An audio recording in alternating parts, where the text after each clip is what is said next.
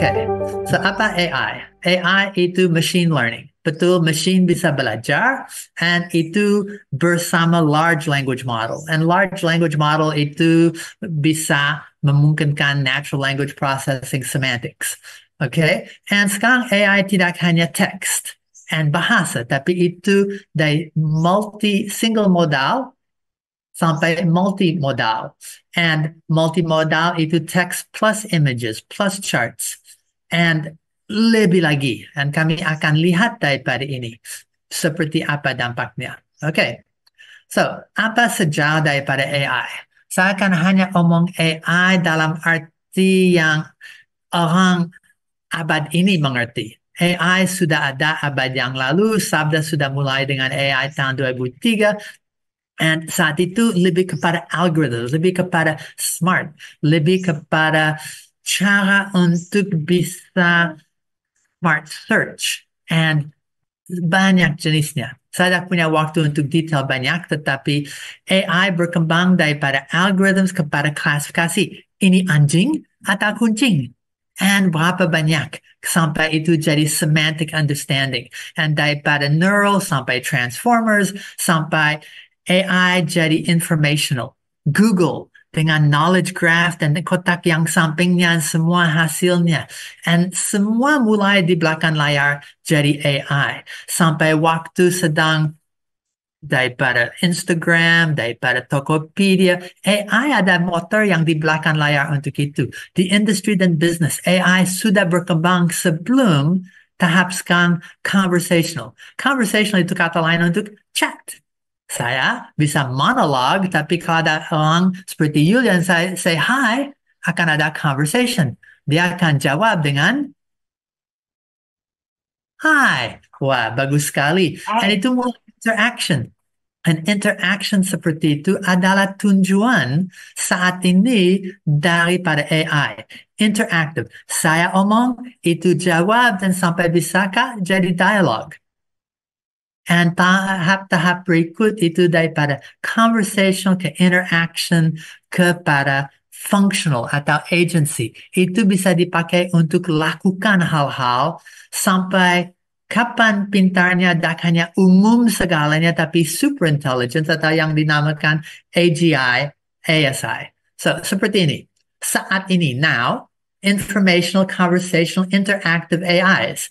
And so berarti bisa dapat informasi, bisa ngobrol, and even bisa interaksi dengan beberapa jenis sampai satu foto dijadikan hasil untuk teks dan langkah per langkah saya bisa tak hanya khotbah itu menolong persiapan, tapi dimultiplikasi dengan 20 plus caranya. And so itu mulai bisa berguna tidak hanya untuk informasi, tapi tugas-tugas, interactional.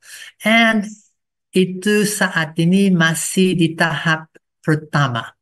Itu masih narrow intelligence, terbatas, dan kau lihat sedang berkembang kepada lebih luas, general intelligence, AGI, dan ASI. Saya tidak punya waktu ini, bisa 1 jam hanya untuk omong tentang orang yang khawatir. Apakah AGI, ASI akan menghasilkan akhir dari manusia?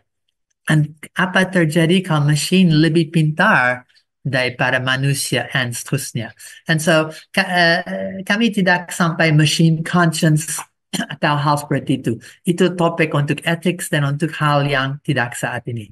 Saya harus lanjut dengan intro. Dasarnya prompt. Prompt adalah teks atau instruksi berupa pertanyaan, perintah atau informasi yang diberikan kepada AI untuk dikerjakan atau dilakukan. Panjang, nangkap, saya harap. Dengan lebih sederhana, saya akan hanya bilang WhatsApp, saat saya ketik, itu prompt. Google, kotak, waktu saya ketik, itu prompt. Tapi bukan prompt ngobrol. Bukan prompt untuk omong. Tapi kalau waktu ingat ada COVID, saya kerja dari rumah.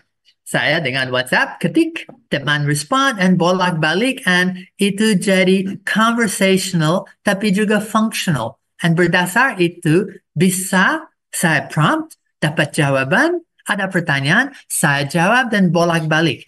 Itu konsep paling dasar untuk mengerti bagaimana saya ngobrol tidak dengan Effie atau Yulia di rumah mereka atau kantor, tetapi bagaimana saya ngobrol dengan satu mesin. Itu dasar dari segalanya. And prompt engineering adalah proses untuk merancang prompt, kotak, isinya dengan cara yang efektif. Berarti pilih kata, struktur kalimat, konteks, alur, dan segala seputarnya untuk dapat hasil yang diinginkan atau yang lebih baik. And jujur itu conversational skills. And itu ilmu, tapi itu seni. And antara dua itu akan belajar tentang prompt engineering hari ini, dan khususnya strategic prompting. And ini omong satu pola untuk bagaimana bisa dengan gampang interaksi dengan chat, GPT, Bard, and berapa jenisnya. Nanti akan lihat berapa banyak jenisnya.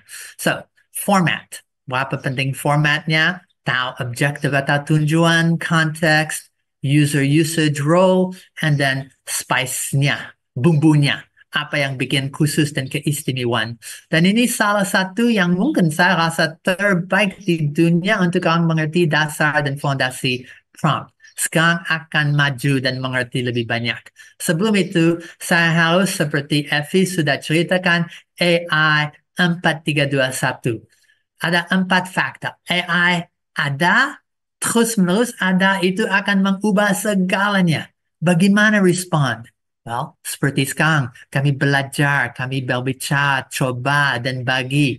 Apa hasilnya? Kami belajar, melayani. You akan ajar dan mimpin berdasar itu dengan hanya satu harapan keinginan di belakang itu. AI for God. Tidak nanti, tapi mulai sekarang. Oke, so itu bagaimana.